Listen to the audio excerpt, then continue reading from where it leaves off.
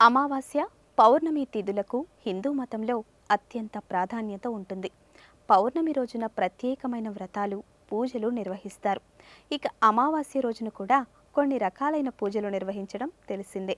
సాధారణంగా అమావాస్య తిథి ఆదివారం వస్తూ ఉంటుంది. కానీ సోమవారం రోజున అమావాస్య తిథి వస్తే దాన్ని సోమావతి అమావాస్య అని పిలుస్తారు. సోమావతి అమావాస్యను శివపార్వతులకు అంకితం చేయబడింది. ఆ రోజున శివపార్వతులను ఇతోధికంగా పూజలు నిర్వహించాలి. పంచాంగం ప్రకారం డిసెంబర్ 30వ తేదీ ఉదయం 4 గంటల 1 నిమిషాలకు అమావాస్య తిథి ప్రారంభమై డిసెంబర్ 31 తెల్లవారుజామున 3 గంటల 56 నిమిషాల వరకు ఉంటుంది. డిసెంబర్ 30వ తేదీనే సోమావతి అమావాస్య పూజలు నిర్వహిస్తారు. ఆ రోజున నీరు, పాలు, పెరుగు, తేనె, నెయ్యి తదితర ద్రవ్యాలతో శివలింగానికి అభిషేకం చేస్తారు.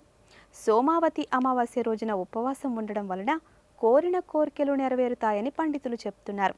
పేదలకు అన్నదానం చేయాలని, రావి చెట్టు ముందు దీపం వెలిగించడమే కాకుండా పూర్వీకులకు తర్పణం విడవాలని కూడా పండితులు చెప్తున్నారు.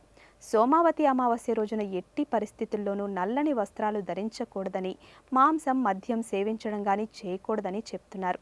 వివాదాలకు వీలైనంత దూరంగా ఉండాలని కూడా జ్యోతిష్య పండితులు చెప్తున్నారు.